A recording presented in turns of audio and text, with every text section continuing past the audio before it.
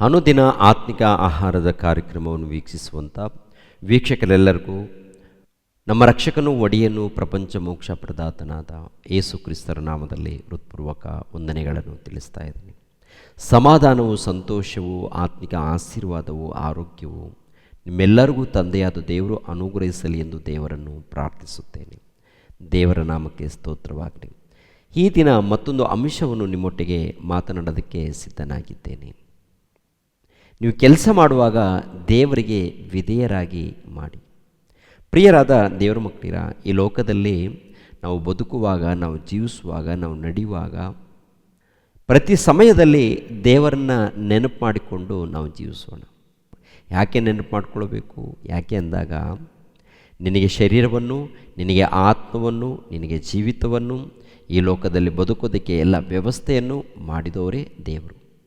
ಅರ್ಥ ಮಾಡ್ಕೊಳ್ಳಿ ಪ್ರಿಯರೇ, ನಿಮಗೊಂದು ಶರೀರ ಇದೆ ಅಂದಾಗಲೂ, ಈ ಲೋಕದಲ್ಲಿ ಜೀವಿತ ಇದೆ ಅಲ್ವಾ, ಈ ಲೋಕದಲ್ಲಿ ನೀವು ಬದುಕಬೇಕು ಅಂದಾಗ ದೇವರ ಕೃಪೆ ಮೂಲಕ ನಿನಗೊಂದು ಜೀವಿತ, ನಿನಗೆ ತಂದೆ ಆಗಿರ್ಬೋದು, ನಿನಗೆ ತಾಯಿ ಆಗಿರ್ಬೋದು, ನಿನಗೆ ಹೆಂಡತಿ ಆಗಿರ್ಬೋದು, ನಿನಗೆ ಮಕ್ಕಳು ಆಗಿರ್ಬೋದು, ನಿನಗೆ ಕುಟುಂಬ ಆಗಿರ್ಬೋದು, ಪ್ರತಿಯೊಂದು ದೇವರ ಕೃಪೆ ಮೂಲಕ ಬಂದದ್ದು ಈ ಲೋಕದಲ್ಲಿ. ಅದೇ ಪ್ರಕಾರ ದೇವರ ಕೃಪೆ ಮೂಲಕ ನಾವು ಜೀವಿಸ್ತಾ ಇದ್ದೀವಿ.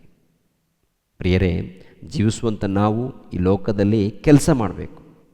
ಮೊದಲನೇದಾಗಿ ಪ್ರಿಯರಾದ ದೇವರ ಮಕ್ಕಳಿರ, ನಾವು ಪ್ರಾರ್ಥನೆಯಲ್ಲಿರಬೇಕು, ಧ್ಯಾನದಲ್ಲಿರಬೇಕು, ಆರಾಧನೆ ಮಾಡಬೇಕು, ದೇವರ ಸೇವೆ ಮಾಡಬೇಕು, ದೇವರನ್ನು ಘನಪಡಿಸಬೇಕು. ಅದೇ ರೀತಿಯಲ್ಲಿ ನಮ್ಮ ಕೆಲಸವನ್ನು ಕೂಡ ನಾವು ಮಾಡುವಾಗ ನಾವು ಕೆಲಸ ಅಂದಾಗ ಯಾವುದೊಂದು ಕಂಪ್ನಿಗೆ ಹೋಗ್ತಾ ಇರ್ತೀವಿ, ಫ್ಯಾಕ್ಟ್ರಿಯಲ್ಲಿ ಕೆಲಸ ಮಾಡ್ತಾ ಇರ್ತೀವಿ, ಯಾವುದೊಂದು ಕೆಲಸ ಅಂದರೆ ಚಿಕ್ಕ ಕೆಲಸ ಆಗಿರ್ಬೋದು, ದೊಡ್ಡ ಕೆಲಸ ಆಗಿರ್ಬೋದು, ಯಾವುದೇ ಕೆಲಸ ಆಗಿರ್ಬೋದು, ನಾವು ದೇವ್ರಿಗೋಸ್ಕರ ಕೆಲಸ ಮಾಡಬೇಕಾಗಿದೆ. ಯಾಕಂದರೆ ಯಾರೋ ಜನ ನೋಡ್ತಾರಂತಲ್ಲ, ಯಾರೋ ನಮ್ಮ ಕಂಪನಿಯಲ್ಲಿ ನಮ್ಮ ಯಜಮಾನ ನೋಡ್ತಾನಂತೇಳಿ, ಇನ್ನೊಬ್ಬರು ನೋಡ್ತಾರಂತೇಳಿ ಆಗಲ್ಲ. ನಾವು ಕೆಲಸಕ್ಕೆ ಹೋಗ್ತಾ ಇದ್ದೀವಿ. ಕೆಲಸಕ್ಕೆ ಹೋದಾಗ ಆ ಕೆಲಸದಲ್ಲಿ ನೀತಿ ಇರಬೇಕು, ನಿಯತ್ತು ಇರಬೇಕು. ಯಾರಿಗೋಸ್ಕರವೂ ಮಾಡಬಾರ್ದು. ನಾವು ಸಂಬಳ ತಗೊಳ್ತಾ ಇದ್ದೀವಿ ಅಂದಾಗ ಅಲ್ಲಿ ಶ್ರದ್ಧೆಯಿಂದ, ಭಕ್ತಿಯಿಂದ, ಯಾರಿಗೋಸ್ಕರ ಗೊತ್ತಾ? ದೇವ್ರಿಗೋಸ್ಕರ ಕೆಲಸ ಮಾಡಬೇಕು ಅಂತ ಹೇಳ್ತಾರೆ. ಎಲ್ಲಿ ರೀತಿ ಮಾತಂತ ನೋಡುವಾಗ, ಎಫೆಸದವರಿಗೆ ಬರೆದ ಪತ್ರಿಕೆ 6ನೇ ಅಧ್ಯಾಯ 5ನೇ ವಚನ, ದಾಸತ್ವದಲ್ಲಿರುವವರೇ, ಈ ಲೋಕದಲ್ಲಿ ನಿಮಗೆ ಯಜಮಾನನಾಗಿರುವವರಿಗೆ ಕ್ರಿಸ್ತನಿಗೆಂದು ಮನೋಭೀತಿಯಿಂದ ನಡುಗುವವರಾಗಿಯೂ ಸರಳ ಹೃದಯರಾಗಿಯೂ ವಿಧೇಯರಾಗಿರ್ರಿ. ಮನುಷ್ಯರನ್ನು ಮೆಚ್ಚಿಸುವವರು ಮಾಡುವ ಪ್ರಕಾರ ಯಜಮಾನರು ನೋಡುತ್ತಿರುವಾಗ ಮಾತ್ರ ಸೇವೆ ಮಾಡದೆ, ಕ್ರಿಸ್ತನ ದಾಸರಿಗೆ ತಕ್ಕ ಹಾಗೆ ದೇವರ ಚಿತ್ತವನ್ನು ಮನಸ್ಪೂರ್ವಕವಾಗಿ ನಡೆಯಿರಿ. ಮನುಷ್ಯರಿಗೋಸ್ಕರವಲ್ಲ, ಕರ್ತನಿಗೋಸ್ಕರ ಸೇವೆ ಮಾಡುತ್ತೇವೆಂದು ಚಿತ್ತಪೂರ್ವಕವಾಗಿ ಸೇವೆ ಮಾಡಿರಿ. ಯಾಕೆಂದರೆ ಒಬ್ಬನು ದಾಸನಾಗಲಿ ಸ್ವತಂತ್ರನಾಗಲಿ ತಾನು ಯಾವ ಸತ್ಕಾರ್ಯವನ್ನು ಮಾಡುತ್ತಾನೋ ಅದರ ಪ್ರತಿಫಲವನ್ನು ಕರ್ತನಿಂದ ಹೊಂದುವನೆಂಬುದನ್ನು ನೀವು ತಿಳಿದವರಾಗಿಯೇ ಇದ್ದೀರಿ. ಅಂದರೆ ಈ ವಚನದಲ್ಲಿ ಪರಿಶೋಧನೆ ಮಾಡಿ ಪ್ರಿಯರಾದ ದೇವರ ಮಕ್ಕಳಿರ ಏನ್ರಿ, ಆಲೋಚನೆ ಮಾಡಿ.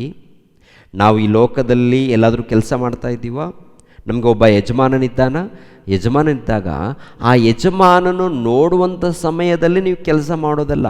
ಆ ಯಜಮಾನ ನೋಡಿದ್ರೂ ನೋಡದೇ ಇದ್ದರೂ ನಿಮಗೇನು ಜವಾಬ್ದಾರಿ ಕೊಡಲ್ಪಟ್ಟಿದೆಯೋ ಆ ಜವಾಬ್ದಾರಿಯನ್ನು ನೀವು ಮಾಡಿ. ಯಾಕೆಂದರೆ ಅಲ್ಲಿ ನೀವು ಯಾರು, ನೀವು ಯಾವ ಗುಂಪಿನಲ್ಲಿದ್ದವರು, ನೀವು ಯಾವ ದೇವರನ್ನು ನಂಬಿದವರು ಅಂತೇಳಿ ಪ್ರತಿಯೊಂದನ್ನು ಕೂಡ ಇನ್ನೊಬ್ಬರು ವಿಚಾರ ಮಾಡ್ತಾರೆ.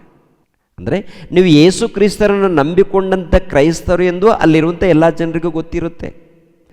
ಆಗಿರುವಾಗ ಬೇರೆಯವರು ಏನು ಮಾಡ್ತಾರೆ ಗೊತ್ತಾ? ಕೆಲವರು ಯಜಮಾನ ನೋಡುವಾಗ, ಇಲ್ಲಾಂದರೆ ಮೇಸ್ತ್ರಿಗಳು, ಇಲ್ಲಾಂದರೆ ಅಲ್ಲಿರುವಂಥ ಸೂಪರ್ವೈಸರ್ಗಳು, ಇಲ್ಲಾಂದರೆ ಮ್ಯಾನೇಜರ್ಸ್ರವರು ಇದ್ದಾಗ ಕೆಲವರು ಕೆಲಸ ಮಾಡ್ತಾ ಇರ್ತಾರೆ. ನೋಡ್ತಾ ಇರುವಾಗ MD ಇರ್ತಾರೆ, HR ಇರ್ತಾರೆ, ಇಲ್ಲ ಇನ್ನೊಬ್ಬರು ಹಿರಿಯರು ಇರ್ತಾರೆ. ಅವ್ರು ನೋಡುವಂಥ ಸಮಯದಲ್ಲಿ ಕೆಲಸ ಮಾಡ್ತಾರೆ. ಆಗಲ್ಲ, ಅದು ಸರಿಯಲ್ಲ.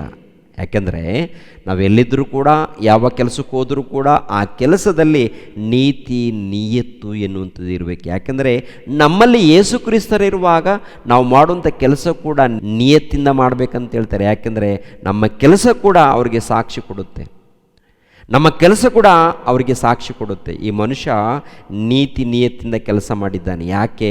ಈ ಮನುಷ್ಯನು ಯೇಸು ಕ್ರಿಸ್ತರನ್ನ ನಂಬಿಕೊಂಡಿರುವಂಥ ಮನುಷ್ಯನು, ಈ ಮನುಷ್ಯನು ಭಕ್ತನು, ಈ ಮನುಷ್ಯರು ಭಕ್ತರು ಅಂತೇಳಿ ಇನ್ನೊಬ್ಬರಿಗೆ ಗೊತ್ತಾಗತ್ತೆ. ಅಂದರೆ ಈ ಮನುಷ್ಯರಲ್ಲಿ ದೇವರಿದ್ದಾರೆ, ದೇವರ ಭಕ್ತರು ಇವರು ಅಂಥೇಳಿ ಇನ್ನೊಬ್ಬರು ಮಾತಾಡ್ಕೊಳ್ಬೇಕಾದ್ರೆ ನಮ್ಮ ಕೆಲಸ ಅಚ್ಚುಕಟ್ಟಾಗಿರಬೇಕು, ಒಳ್ಳೆ ರೀತಿಯಿಂದ ಮಾಡಬೇಕು, ಶ್ರದ್ಧೆಯಿಂದ ಇರಬೇಕು, ಭಕ್ತಿಯಿಂದ ಮಾಡಬೇಕು. ಎಲ್ಲೇ ಆಗಲಿ, ಜೊತೆಗೆ ದೇವರ ಸೇವೆ ಮಾಡುವಾಗಲೂ ಕೂಡ ಶ್ರದ್ಧೆ ಭಕ್ತಿ ಇರಲೇಬೇಕು ಪ್ರಿಯರೇ.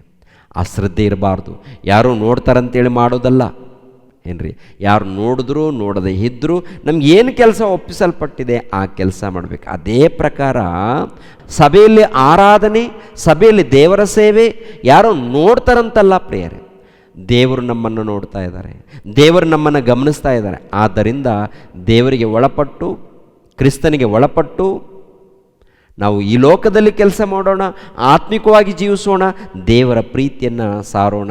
ದೇವರ ಪ್ರೀತಿಯನ್ನು ಸಾರಿ ಅನೇಕರಿಗೋಸ್ಕರ ಪ್ರಾರ್ಥನೆ ಮಾಡೋಣ, ಅನೇಕರ ಬಳಿಯಲ್ಲಿ ದೇವರ ಪ್ರೀತಿಯನ್ನು ಹಂಚೋಣ ಪ್ರಿಯರೇ. ಹೀಗೆ ಮಾಡಿದಾಗ ದೇವರ ನಾಮಕ್ಕೆ ಮಹಿಮೆ ಉಂಟಾಗುತ್ತೆ, ದೇವರಿಗೆ ಘನತೆ ಉಂಟಾಗುತ್ತೆ. ನಮ್ಮ ಒಂದು ಸತ್ಕ್ರಿಯೆಗಳನ್ನು ನೋಡಿ ಪರಲೋಕದಲ್ಲಿ ಬಹಳ ಫಲವನ್ನು ನಾವು ಪಡೆದುಕೊಳ್ತೀವಿ.